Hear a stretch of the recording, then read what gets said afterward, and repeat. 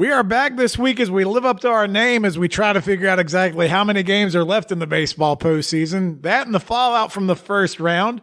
Plus, we got NFL Thursday Night Football, but nobody's watching the Commanders and the Bears, so we decided to have a little bit of fun, seeing if we can name some top 10 quarterbacks of all time. That and more. This is the We Don't Know Sports Podcast. Stay tuned.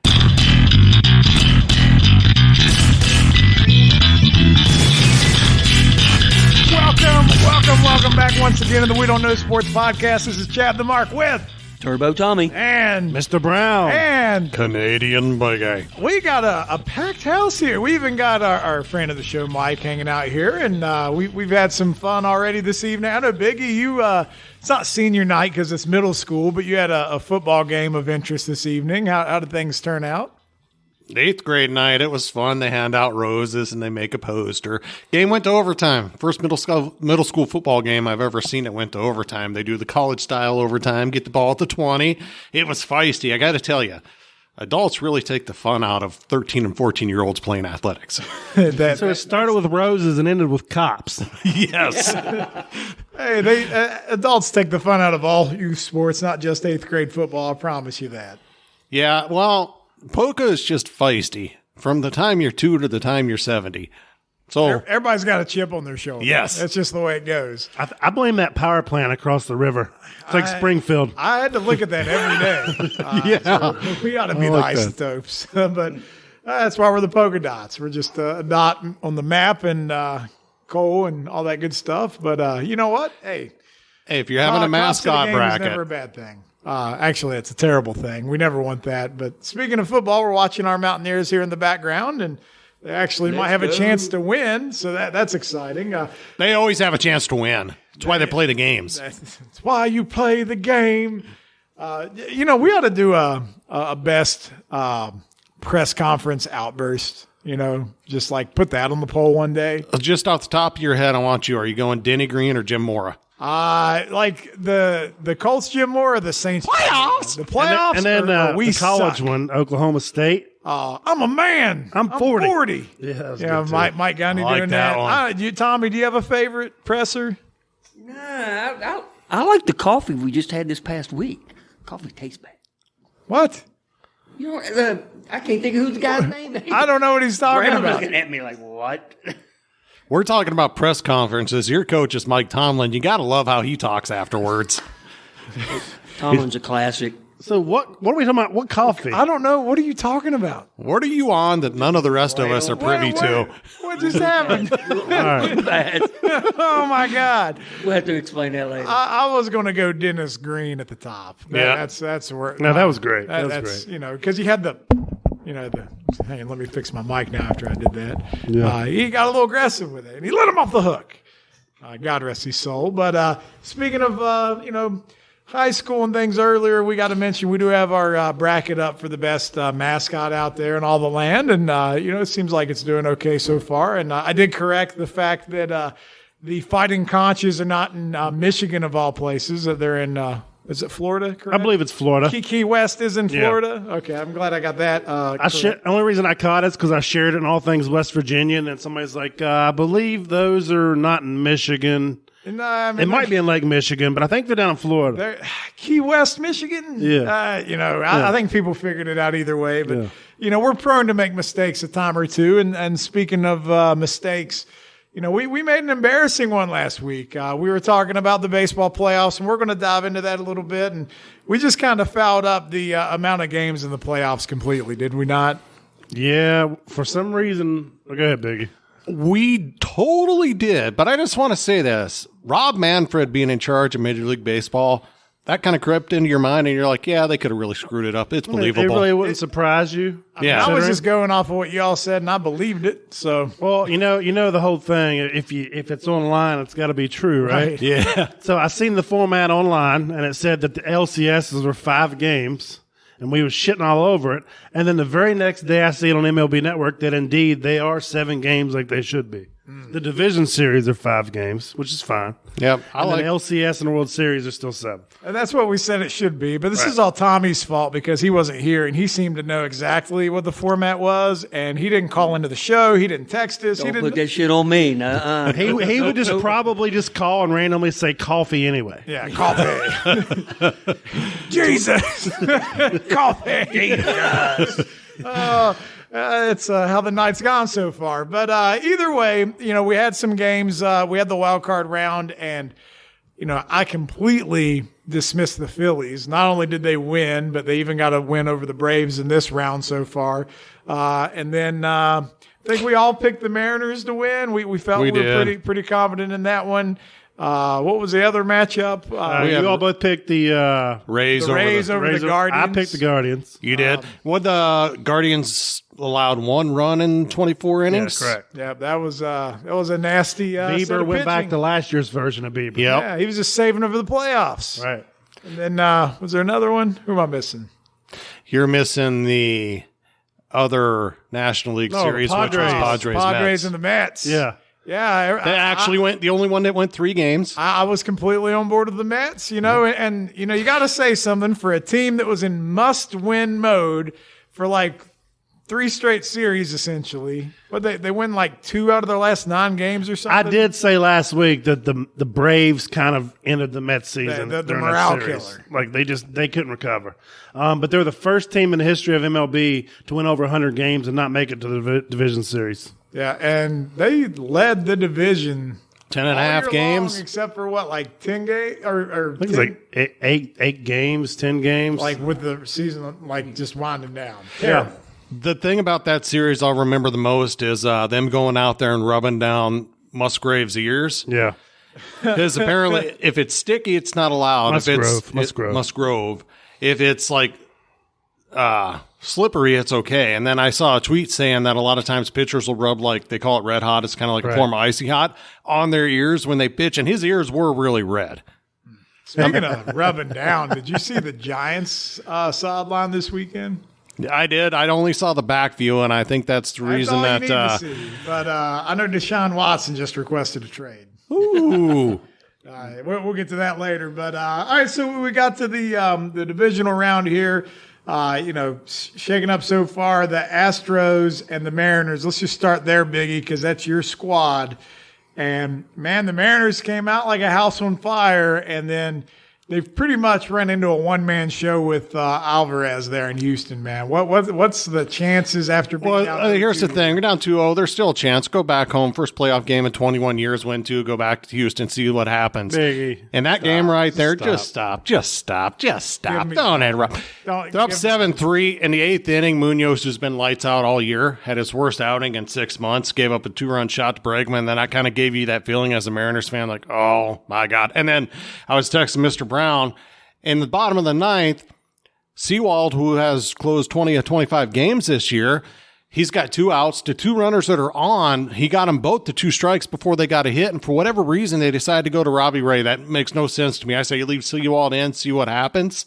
He grooves him a fastball, and he hits it, 7,000 feet. It hasn't landed yet. I don't know. It was disappointing because we had the chance to take game 1 against Verlander. That's the one you roughed him up. That was the one you let get away. Because today's game, I felt like with Castillo on the mound, we were going to win. And I thought that if we'd won game 1, there was a chance to jump out 2-0. I thought at the end of the day we'd be 1-1. He pitched lights out. Offense didn't show up. So it's looking bleak, but it's not over yet. Mr. Brown, do the Mariners win a game? No. So it's over. Yeah. They're winning 2 games. Here's the deal. So they pulled a Denny Green game 1, right? They let him off the hook. And I agree with Biggie. So Robbie Ray comes in to close, which makes no damn sense. And it's not like it's the big unit coming out there to close. This is Robbie Ray, and I get it. Man, that just gave me flashbacks. I get it. They both had 200 strikeouts for 3 teams, only 2 lefties in history. But Robbie Ray's not a big unit. So you had relievers available. You pitched to relievers. Some guys aren't capable to rise up. It's a different animal. set. It's a different animal. So I think it was a terrible move. They lost today. I just don't see the Astros.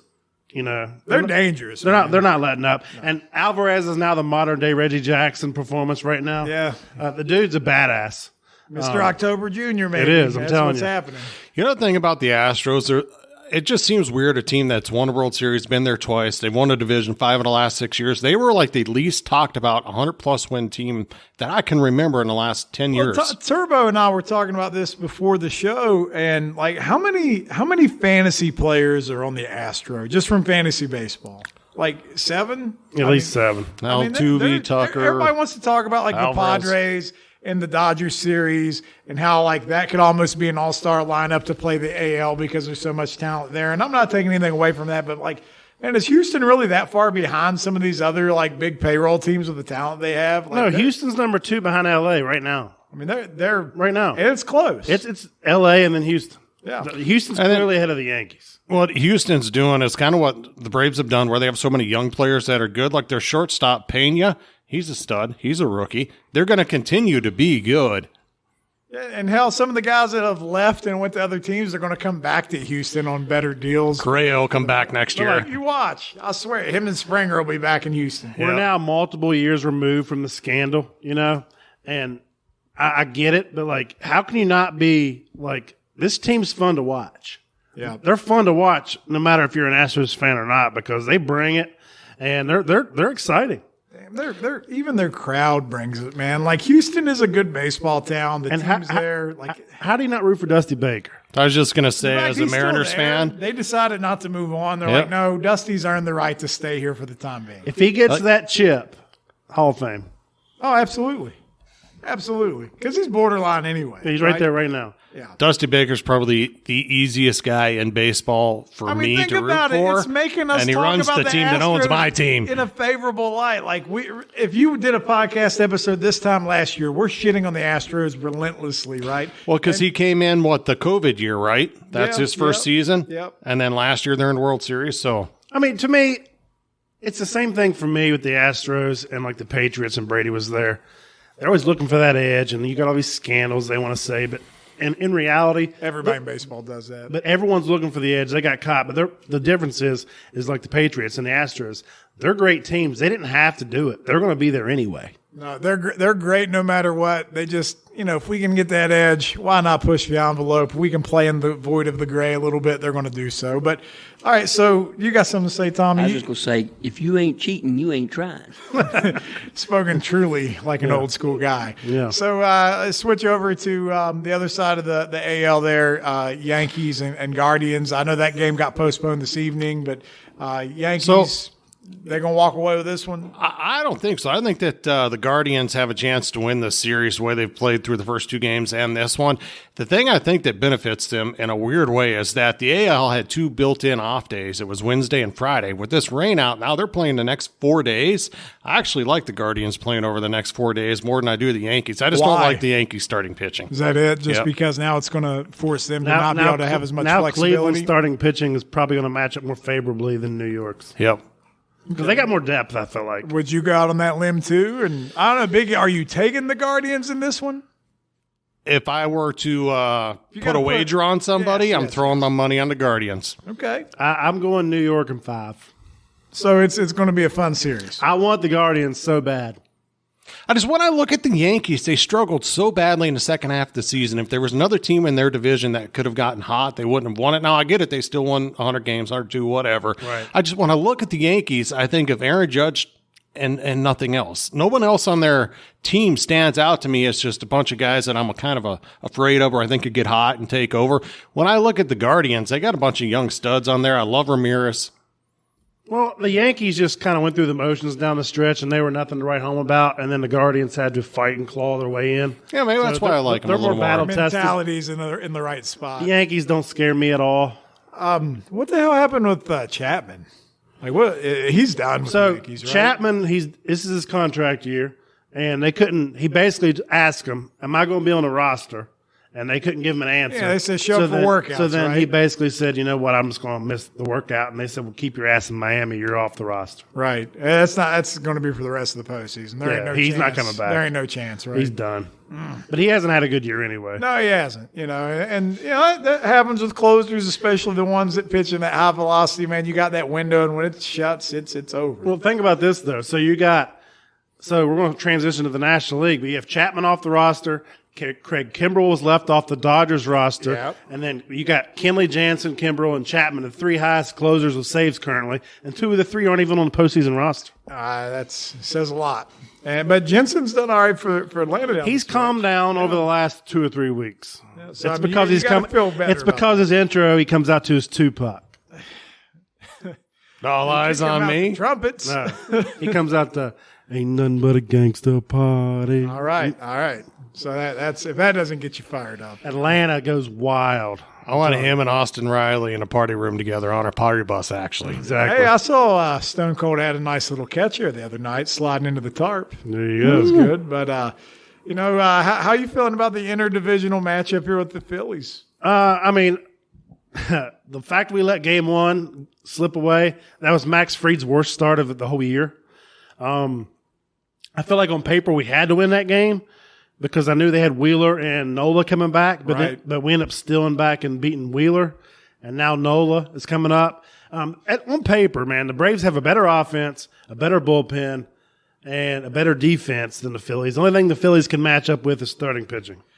I did see a lot of Braves fans upset over the time these games are being played. And I don't know if this is true or not. I can't swear by this, but I feel like somebody showed a stat that day games during the season, like the Braves are like a 500 team. We suck. I think we're under 500. And then like, It's a but curse. if it's an evening game, you guys are like lights out. Yeah. So like, is somebody out to get you? What's happening here? It's because anytime you're going to play New York, you're going to put New York in primetime, even though they ain't worth a shit. Yeah, and it's the you Yankees. also got the Padres and Dodgers. That's a We know West the Coast. Dodgers, they're going to be late Astros and game. Seattle. Those are West Coast. So you It's straight up bullshit. You need to put some respect on the champ's name here. So you guys intervened and did some rain dances. God and intervened whatnot. yesterday, Yeah. and they gave us a night game, and then we won. Imagine that. How's that working? I agree with you. They're going to have the LA, New York markets on sort of deal, but you're the defending champ. It's not like you just won the division a couple years in a row. Put your team that just won the World Series in prime time. People are going to tune in. It's not like Philly's not a big market.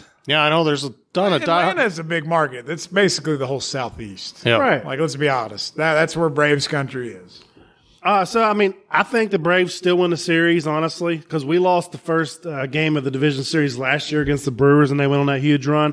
Same thing. I feel like the Braves will win in 5 games.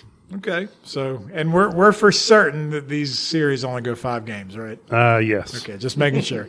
All right, and then last but not least, like, do the Padres give you any glimmer of hope at all? I like that they won a game. Yeah, That's the only game. that's it, right? Yes. Okay, Biggie. If it goes 5, the Padres are lucky. I thought they would get a game, and they got game 2, and I think that's the game that Darvish pitched. But if you look outside of that, unless Musgrove, that's how I say it, correct? He comes you got out it and he right. throws another I game. hope he gets to pitch this series. Dude, if he comes out and I see pitches hot like on he the did against Phillies. the Mets, then I think it goes 5. Dude, but he's I going don't. to come out balling like Ed Harris. I don't think there's any. There's no way the Dodgers put lose snot on this the ball. series. When your Yeah, velocity dips, you'll find a way to get that and ball. rub in the himself strike zone. somewhere. Jesus. Jesus. Don't touch Joe Boozer around. All right, so we're feeling pretty much aligned, I think, on how these go, except for the Guardians and Yankees can be a bit contentious there. So we'll see how that goes. But it's playoff and it's baseball. And the one thing I will say is I do recognize that TBS theme now after last week. Yes, I do too. I hear it now, and now I'll always know what that is. So, all right, let's So take, real quick. Oh, go ahead. So last night I woke up in the middle of the night for whatever reason, and it was on which channel was Poppy and Ortiz or A-Rod on? Is it they're- TBS? yeah. I think they're that's TBS. TBS. So they're doing this game where they're guessing like their memorabilia, and they have to guess how much it costs. Okay. So I wake up just randomly, and I'm watching it like 1 in the morning.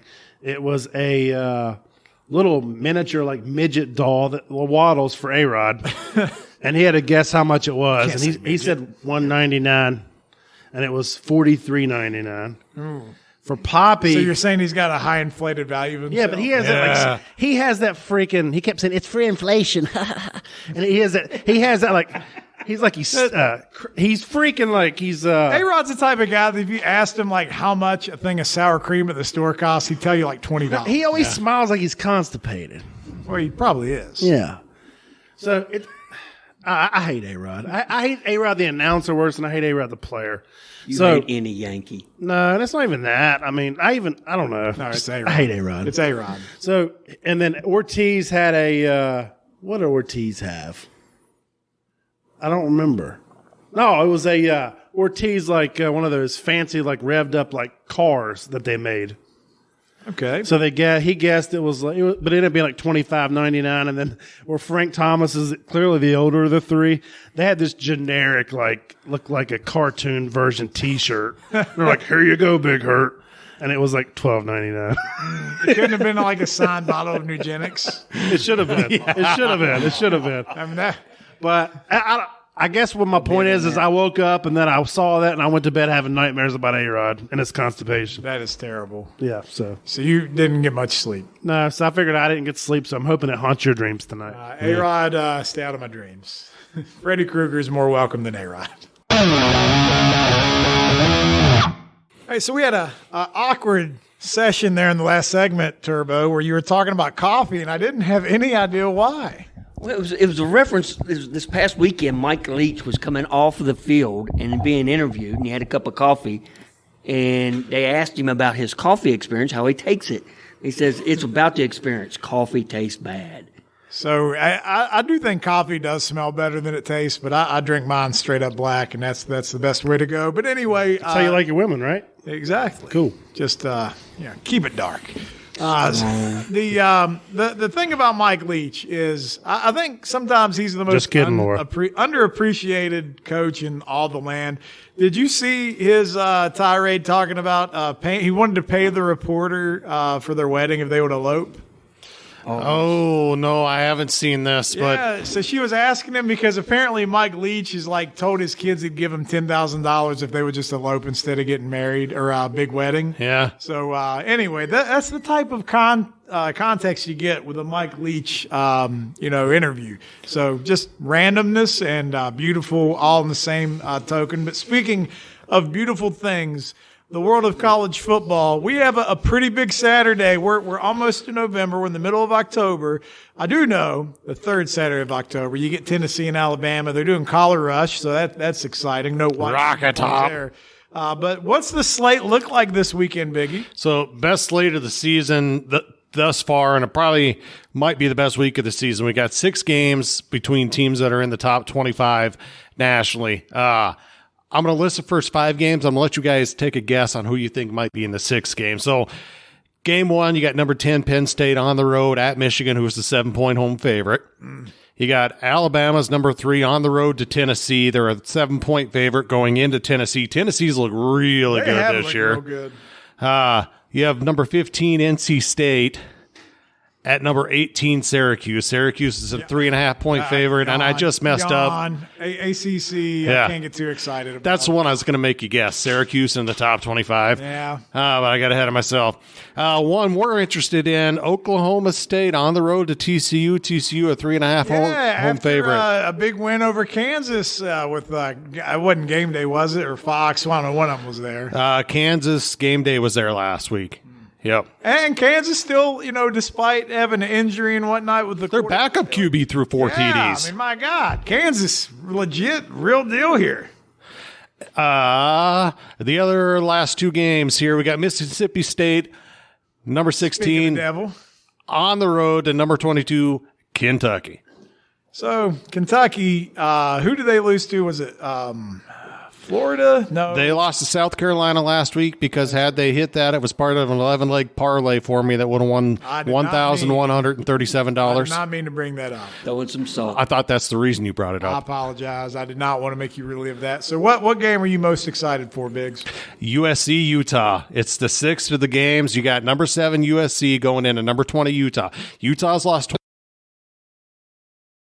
squad, projected to win the Pac-12 again. You got Lincoln Riley in his first year with the transfer portal. We'll see what they have on defense. But a little shaky the past couple weeks. Well, I've said this before when I talk about USC. USC can be the program in college football with the right coach like they were with Big Carroll. You got him in there in year one. This is a big game right here on the road. You're loaded on offense. Can you stop anyone? Because I think that USC is going to the playoff this year, but this game will determine because it. The Pac-12 is so shitty. They might get there. Dude. And my God, look how bad Oklahoma is without him as their coach. Did you think they would fall off the cliff like that? 3 straight losses. They got beat 49-0 by Texas. We played Texas better than they did. Hammered. They said horns down up your ass. I think of horns down or the uterus now. Yes, or both. So that's all kinds That's a game of the week for me because before the season started, when Lincoln Riley went there, I was really heavy on USC and the chance that they could become the next Alabama. That game probably comes on at like midnight, doesn't it? It starts at 8 o'clock Eastern on Fox. Yeah. That's an early start for that West Coast game. I'm looking forward to the Penn State-Michigan game because I feel like that's going to be a smash mouth. Like it's going to feel like 1987 offenses, and it's just going to be nasty. The only thing that would make it better is if it was like mud. The thing that's real interesting about this game is Jim Harbaugh, after last year, finally beats Ohio State. He spends all offseason thinking any NFL team's just going to let him take over the franchise. They won't. He goes back to Michigan. Oh, I was always going to stay here. Are they going to be top 5, stay there, and continue to be that dominant, or are they going to fall off? Are they playing real teams now, and all of a sudden they're going to be a 8-4 team? All right, so let me ask you this. For the sake of the sport, would you rather see Penn State pull off the upset here, or do you want to see the showdown between Ohio State and Michigan at the end of the year with both of them in perfect record? I want the showdown between Michigan and Ohio State because not even as a fan of either team, that's a game you want. It's like UNC. Are we still planning on going to the opening game in the Penn State? You talking about Penn State WVU? Absolutely. Yeah, we're going to Happy Valley with 100 and whatever thousand it is. How's over the 100? Over 100K. Yeah, it's like 108, 106. Dude, if that's a night game, legit. I'll go up there and take that ass whooping for that experience. Yeah, I mean, it's not that far. That's probably about a 4-hour drive for us. Maybe 4.5, maybe 5. I don't know. Do they still have a statue of Joe Paterno? Did they put that back up? I don't know. Okay. I don't know. I would just be really interested to go there. I think it's back up, but he put a condom on it. Just like the reporters do during the hurricane on the microphones. I don't know if I need to leave that in or edit it. Leave it in. That's what she said. Leave in the shower scene. This is what happens when we talk college football. We act like we're in the frat house again, baby.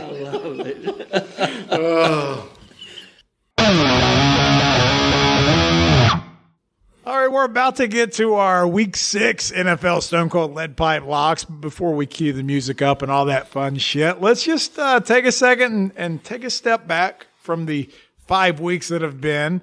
And, you know, we're on getting to the spreads and everything, but one thing I pointed out to Mr. Brown on the break a second ago was you got the big game this week coming up between the Bills and the Chiefs. And we've had the Bills as our number 1 team in the power rankings, and people have just absolutely crucified us for this. Guess who Vegas has favored in that game, Biggie? The Bills are on the road, right? They are on the road. So if they were on the road and they were a 3.5 point favorite, that means Vegas thinks they're a touchdown better, right? Exactly. Okay, thank you. So we might know a little something when it comes to these power rankings, you jabronis. So just follow our I'll lead. tell you this shit right now. The fact is they want to bitch about Philly not being number 1. I guarantee you if Philly went to Arrowhead, they're not the favorite. No, Sorry, guys. Philly's number 3, and that's probably where they need to be. But anyway, just a couple takeaways from last week. Number 1, we got a coaching firing already. Matt Rule does not rule. His ass is going back to college more than likely. My one question for you with Matt Rule in that Carolina situation, I've heard rumors of Christian McCaffrey getting traded now. Do you think he gets traded because they're in a complete rebuild? What? Christian McCaffrey runs CMC. Where's he running to? Carolina's going to dump him. They're blowing it up. But at what value do you give him? You know, like if you go look at every running back that's gotten paid, like they immediately fall off the cliff. And like you look at the Giants, like they're going to have to pay Saquon. Like, it just don't last. I know where you're going with it. I've heard he's going to Buffalo. Yeah, I baby. know where you're going If with it. anybody needs a running game, it would be Buffalo. Yeah. Because CMC to Buffalo. Josh Allen being your best running back is not a long-term play. Yeah, but they're just going to fight for the goal line carries. Yeah. Probably a fist fight in the locker room. But, CMC will probably get his career extended by 5 years by not being on the Panthers, so that'll be a good thing for him. I don't know, man. As soon as he gets hurt, they're going to put him through a table and just end it for him. Probably So- hit him with a 3D. Yeah. For anyone out there who's young and looking for a career and is into sports, get That's into me. coaching. Oh, wait. Because Matt Rule will make over $800,000 a month for the next 4 years if he decides to sit at home and not get another job because he got a 7-year, $70 million or $60 million guaranteed contract. Dude, so if you're an if he NFL chooses player- not to work, If you're a player and you don't have guaranteed contracts and that's the shit you get to see, that you can come in and win like 12 games in 3 years. And 11. that's 11? Yes. Sorry. That's just terrible. now depends where that competitive fire is union because he needs to turned do a Temple better and job. Baylor around. Maybe he goes back So, to coaching. But Does he have to do something, though, within 2 years to stay relevant so he can get that next job? that's what I think. Hell, my ass will be relevant to anybody if I got that type of money for the next 3 years not doing shit. I mean, I don't Go work in TV. Yeah, go pull Urban Meyer just without the health, issues. Urban Meyer. He'll be back coaching eventually. He just realizes he can only kick players if he's in college. Speaking of Urban Meyer kicking people while they're down and whatnot, the Jags had their illustrious run of where we thought they might be a good team, and they've quickly fallen back down to earth. They lost to the Texans last week by the 7 points they were projected to cover by. And the thing is, though, I got it, they lost, but the scenario down in Jacksonville is so much better than what it was last year. I don't feel like it's toxic. They're just a young team trying to find their way. And I've seen 2 of their games this year, and Trevor Lawrence actually looks like the prospect they said he was going to be last year. So Sunshine. I mean, if they didn't turn the ball over like 19 times against the Eagles, they'd probably win that game. But you mentioned the Texans. I was talking about how everybody in the NFL is just a version of Kirk Cousins. David Mills is just long neck Kirk Cousins, right? yes. Okay. So, Long neck bottom. I'm trying to think of another song I can add in there. What's that one? What about the running back, though? He's Pierce? He's kicking ass.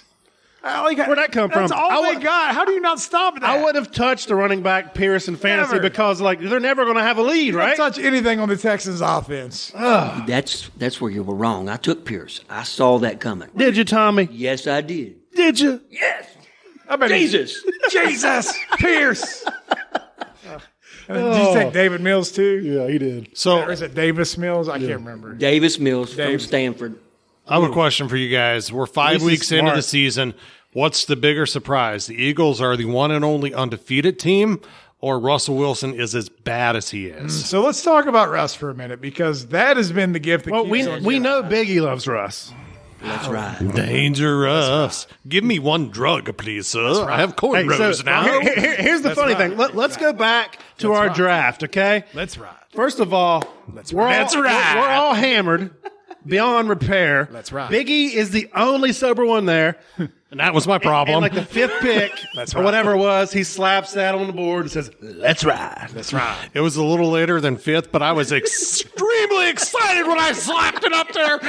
All right. Here's a league winner, boys. Truth or false here is Russ legitimately playing with a torn labrum, or is that just damage control by the PR team now?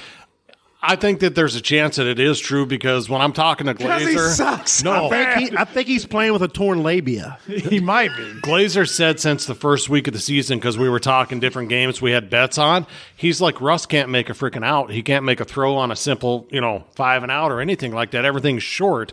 Now they come out with that. To me, Son of a it bitch seems can't like even they cook say ramen right now. if he were playing well and they were winning, you wouldn't hear it. So I think there is a little something wrong. But at the same time, Nathaniel Hackett just called a timeout for Monday night. Look how genius Seattle looks now. Yes. They didn't pay him. They got Geno. draft picks for him. Yep. So Seattle's looking really good right now. Geno Smith is a top 5 fantasy quarterback right now. Number one. Who thought that before the year started? Dude, Gino had a He's not 77%. number one.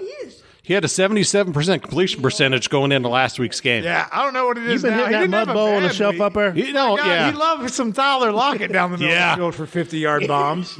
You know, the funny thing about that, too, is you talk about the draft. We all thought, well, DK, you're not going to draft him as high, that sort of thing. No, Gino said. They can score points. Dog. Yep. Remember, DK, that's my boy.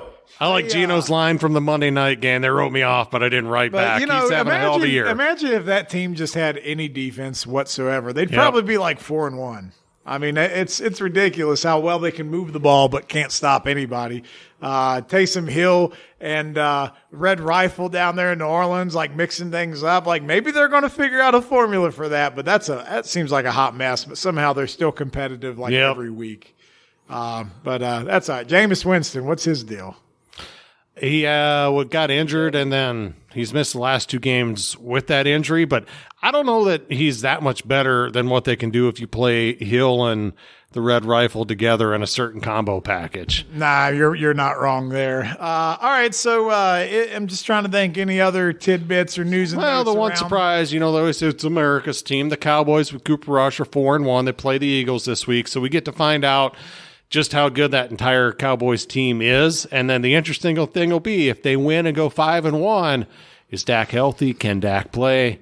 I'm kind of curious because they get so much coverage. You're paying Dak Prescott to fucking play. Yes. All right, I'm just saying, so he needs to come back. And look, Cooper Rush has done a great job, but even as well as he's played, there ain't no team in the NFL that's going to be paying him starter money. Well, it's like you were saying in our thread, if they won and Dak had the same numbers as Cooper Rush, the story would be what's wrong with Dak. Right. And the thing is, like, if you go back to the year the Cowboys won 15 games, this is how they did it. They played unbelievable defense. They got, like, every team they play, they make their offensive line look terrible because they just have all these different varieties of ways to attack. Let's say if Dak comes back and loses his first 2 games.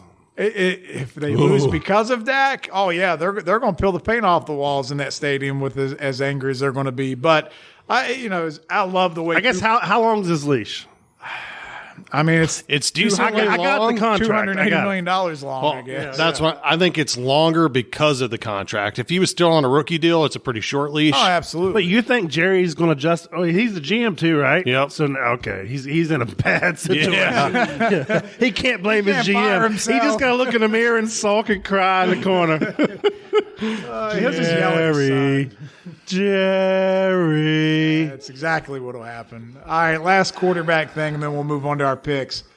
Has Daniel Jones bought him extra life in New York all of a sudden, or is this Brian Dable has bought him extra life? Or is it a miracle coaching job by Brian? It is a miracle coaching job by Brian Dable. He is the least likely looking head coach in the entire league. He looks like he's a cook at Golden Corral. I was just gonna say, so he's got what I do. He's got the shaved head and the beard. Only his isn't gray, and he's fat like me, but he's really smart at football. So he can be jumping up and down on the sidelines. Like he is as wide as he is tall. Yes, he doesn't look like he's a head coach of a, your coach, he's your face of your franchise. Character out of Alice in Wonderland. Yeah. I mean, like he's animation domination. He should be on Sunday night on Fox or something. But hey, I'm proud of him. He's doing a great job, and the Giants are relevant. Like they're. Like we were talking about the Cowboys and the Eagles in the NFC East. Now all of a sudden we got the Giants in the conversation, and they're doing a lot of the same way. They're not asking Daniel Jones to throw for 300 yards. Just don't screw up and make the simple plays. And that's what it's almost a very similar blueprint to the Cowboys. And the thing that kills me about the NFL is every team does the same thing. They always look for the next greatest, best quarterback, and not always just take a look at what you have and just play with what you have. Play conservative, play good defense, and win games that way.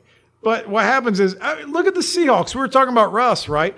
The second Russ becomes the focal point of the team and they have to score all of these points because he's the quarterback, they're not as competitive. Look at the Niners with Jimmy G. That's what they've been doing. Right. Now the Niners, they are probably your NFC Super Bowl team, right? Like, let's be honest. I mean, it's them. Yeah. Well, I like them more than I like the Eagles. And because their defense. Long term.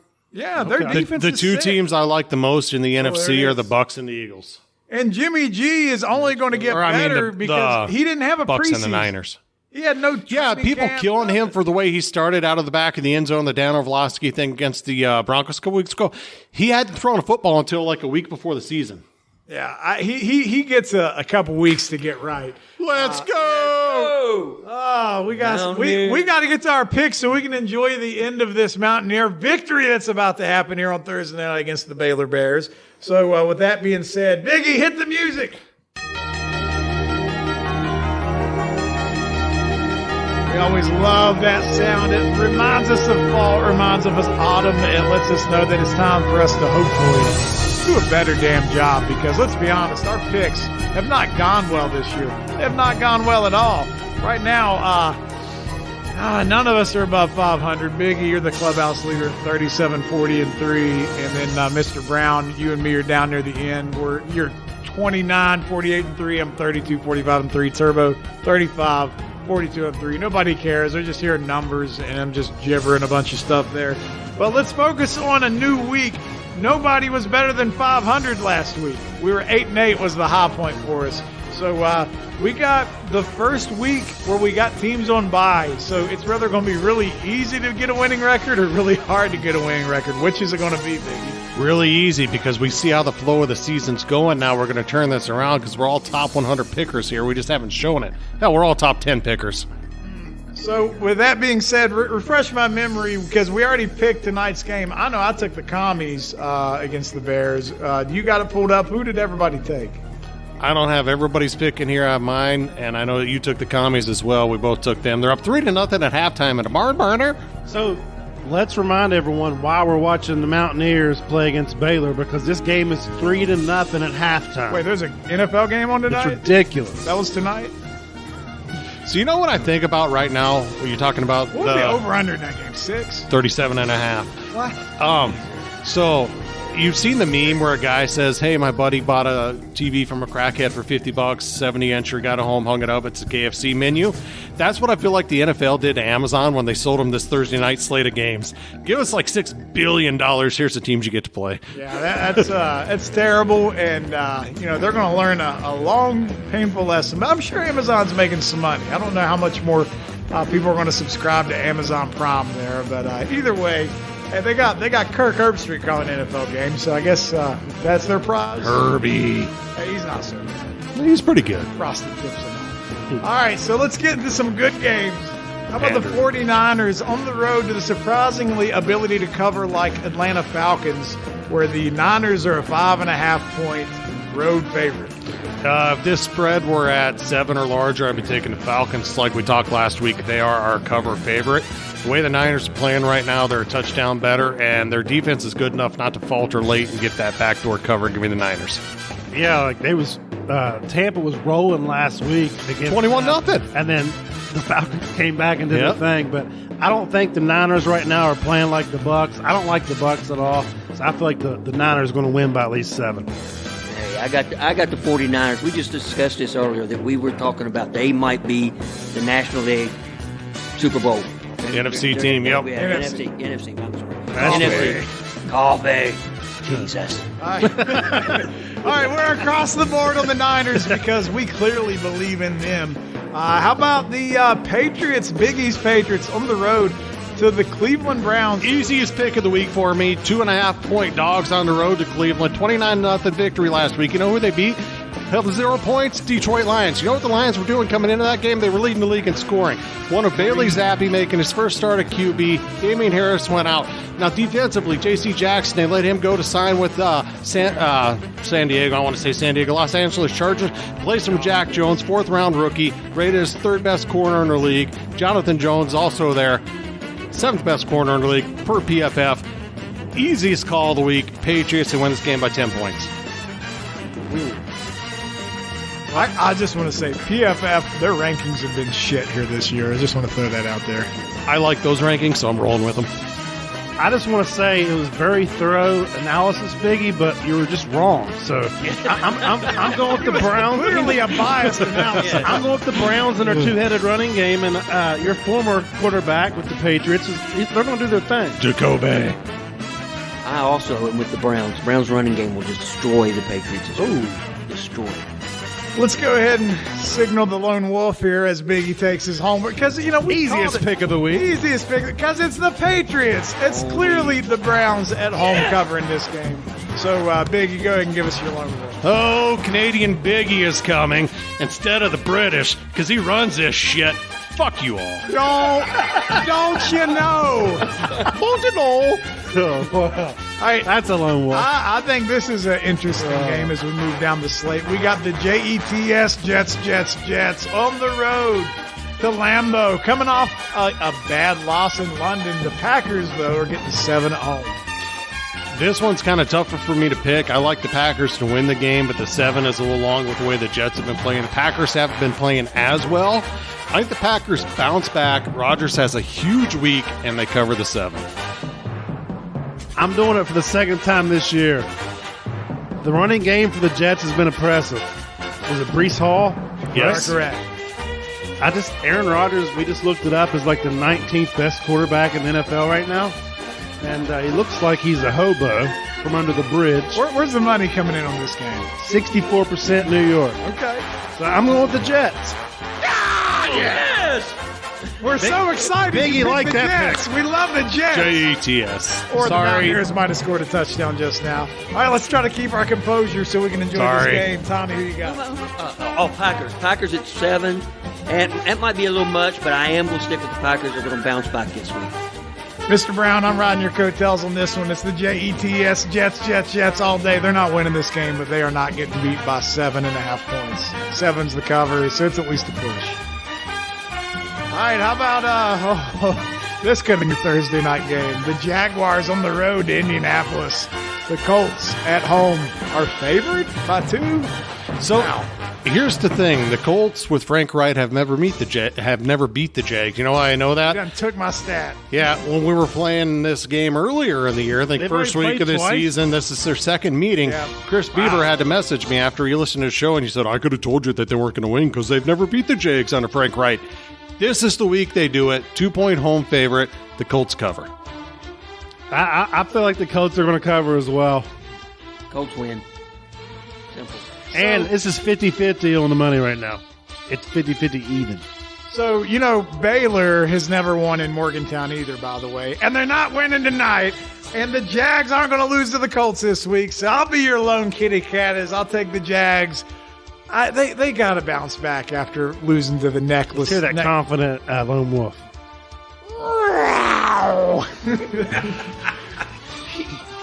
That's all I got in me. That's a Jaguar, not a Jaguar. How about, hey, you know what, Biggie? You've been high on the Vikings for like years, and they've been in our power rankings here for the past few weeks.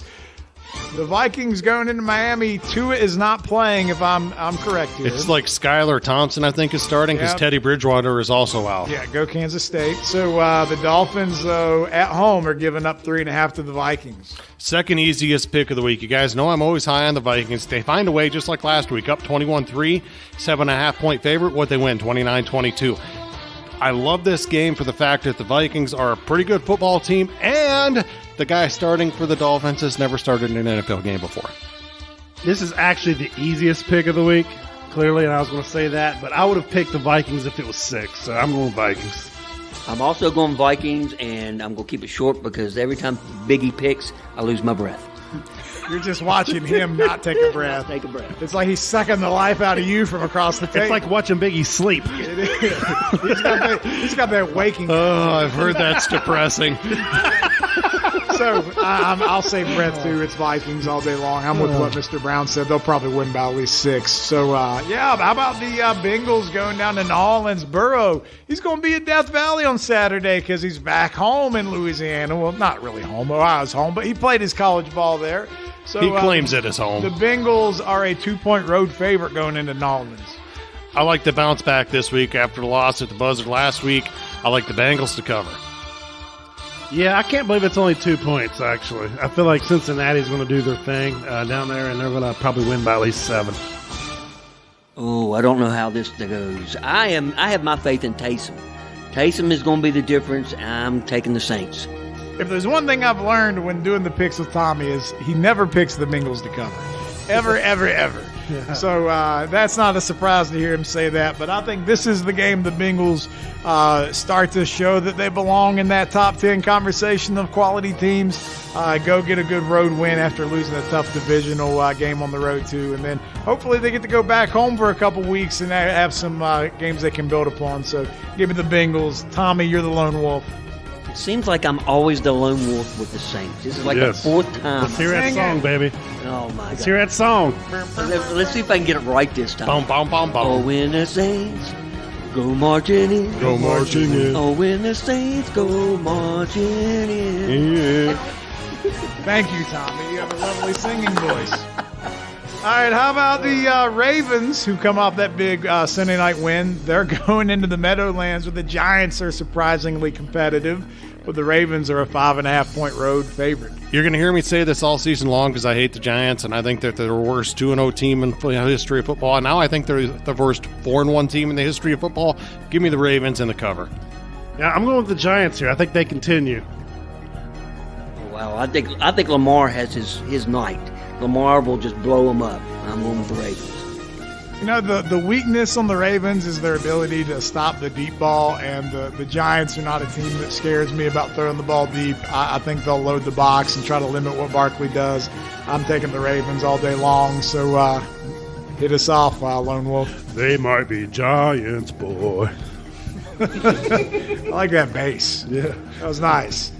All right, I already know where Tommy's going on this one. The Bucs on the road against the Pittsburgh Steelers. The Bucs are getting 8 on the road. Here's the thing. Last week I picked the Steelers to cover the 14-point deficit or 14-point spread, and my thing was, since the league merger in 1970, 52 years, they were the last team in the history of the league to be 14-point dogs. And I was like, it's a Mike Tomlin team and all this. And then as I was watching that game, I realized why they were a 14-point dog, because they're probably 30 out of 32 teams in the league. Give me the Bucs to cover. Even as bad as the Bucs are, this is like the worst Steelers. Just give me the Bucs. I hate the Bucs right now. They look terrible. But I'm shocked they're only 8-point favorite on the Steelers, who's probably the worst football team I've seen in the last 10 years. So I'm gonna go with the Bucs. I'm gonna let Tommy close this one out for us. I'm also taking the Bucs, and for everything y'all just said, like, I hate taking the Bucs. Like, they play ugly football. They're banged up. It's just they're nasty to watch. But as nasty as they are to watch, my God, the Bengals may not make the playoffs this year, but I will take a large amount of joy watching just how bad the Steelers will be this year. The man with tiny hands. You know what? He at least is throwing for a lot of yards, but he ain't throwing for a lot of points. Man, y'all are enjoying the heck out of this. It's killing me. First losing season since, 2001 or 2? It would be the first one under Tomlin. But I don't like the Bucs. They're playing terrible. And I'm excited about the changing quarterback. And no, I'm not being the lone wolf. I am going with the Buccaneers. Oh, reverse psychology. The Steelers are just not playing good ball. I just wanted to hear you say that out loud. It's paining me. I actually had the Steelers already typed on his name, and then I had to backspace. Damn. So I'm surprised. All right, now that we got that one put out to pasture, let's move on to the Panthers on the road. Is this a get-right game for the Rams? They're 10-point favorites at home, and I believe Baker is not playing, so is that good or bad? He's got a high ankle sprain. It's questionable. I'm not sure if it's good or bad, but I know their offensive line is so bad it's bad for whatever quarterback starts. Still their backup, P.J. Walker? Isn't it Sam Darnold starting? No, he's hurt. I think it's Chris Winkie. It might be Chris Winkie. Kerry Collins is walking to that. Steve Berline. Give me some. So who's their new coach? It doesn't matter. Pop Van Winkle. I think what you said is correct. This is a get-right game for the Rams. I got them covering this. I think that it's going to be like Bills Steelers last week. Yeah, I don't have much to add. I think the Rams march on this one. See, I think that the spread's too big. The Rams aren't playing great. They're not. They're not playing bad, but they're not playing great. I'm going with the Carolina Panthers. I just think 10 points is too much. CMC all day. They just lost by like 18 to the Cardinals 2 weeks ago and 30 to the Niners. And I'm not upset with Tommy picking the Panthers, but I'm taking the Rams. Just I feel like they win by 2 touchdowns, But it wouldn't be surprising if they only win by 7 because wasn't it the Falcons? The reason why we feel the way about them is the same way like they played the Rams a couple weeks ago. Yeah. And the Rams were up on them big and they came back. Watch, that's what happens in this game. Don't give up a bunch of garbage points at the end and no cover. But I'm taking the Rams, so you're the lone wolf, buddy. Meow. That's a compliment. Hieroglyphics at its finest. My cat sounds like that when she's in heat. But Get over here, Tommy. I need some personal space. All right, the Cardinals on the road to Seattle. The Cardinals 2.5-point favorite.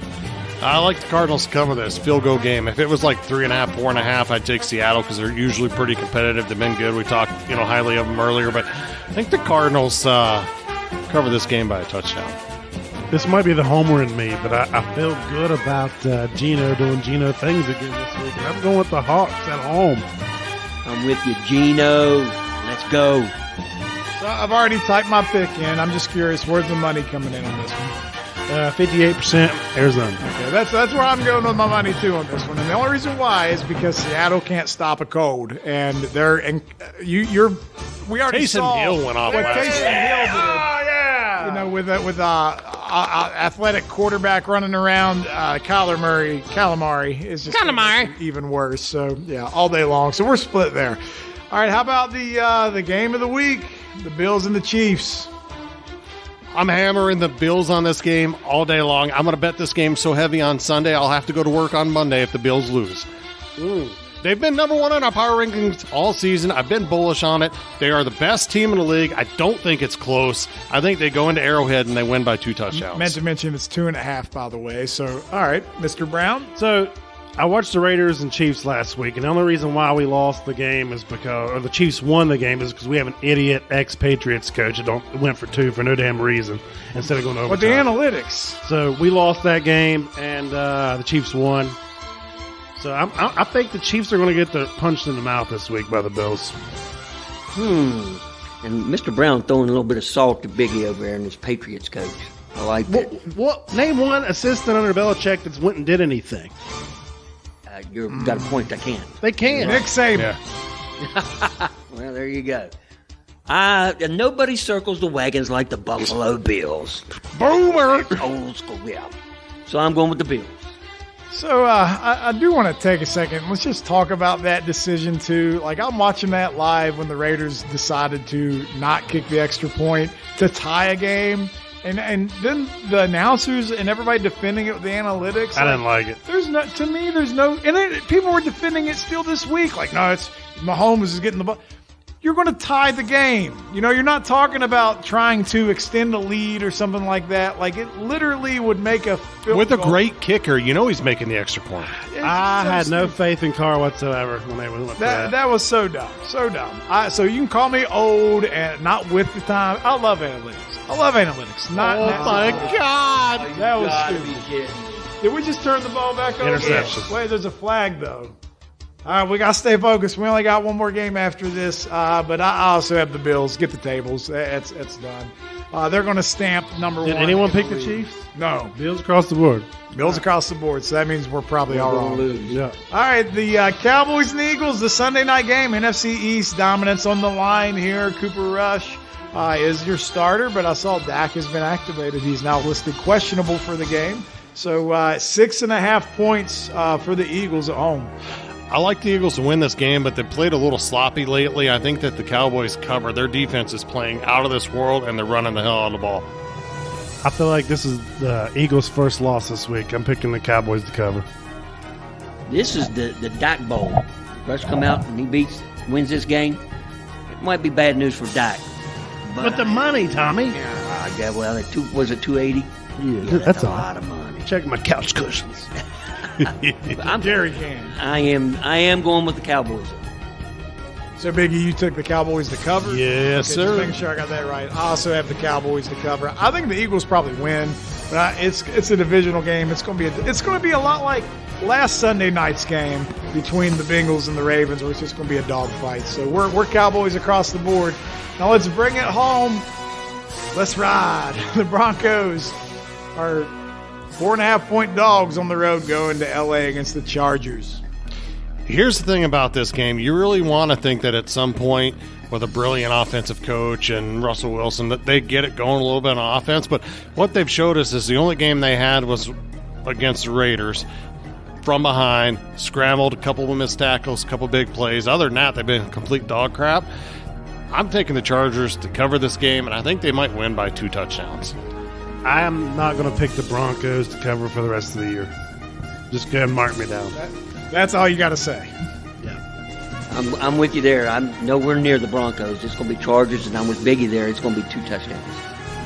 You know, people have been roasting Russ on Twitter all week because he's been putting a lot of religious things out there, and everybody's like, dude, just leave Jesus out of this. Like, y'all are bad enough. Jesus can't save you. Yeah. Like, you're not riding. Sorry, Broncos country. It's going to be a long season. And, you know, we had a question about what's the worst NFL contract in history, and this could be it. We'll see how it goes.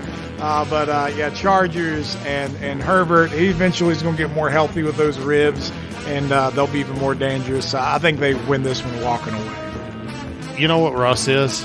Or you can delete this up. You ever seen the meme where it's got a girl and she's dressed real skimpy and she says, only God can judge me, and then right underneath it, it's God, and he says, you're a whore? That's Russ this week trying to throw God out there to get people off the fact that he's played like shit for the amount of money they gave him. No, it's football. Like, it's just what happens between the hashes. It's all on you, bro. So that concludes on Let's ride! The Week 6 NFL Stone Cold Lead Pipe Locks. Let's take a deep breath and watch the end of this game. We'll come back and wrap up the show in a minute.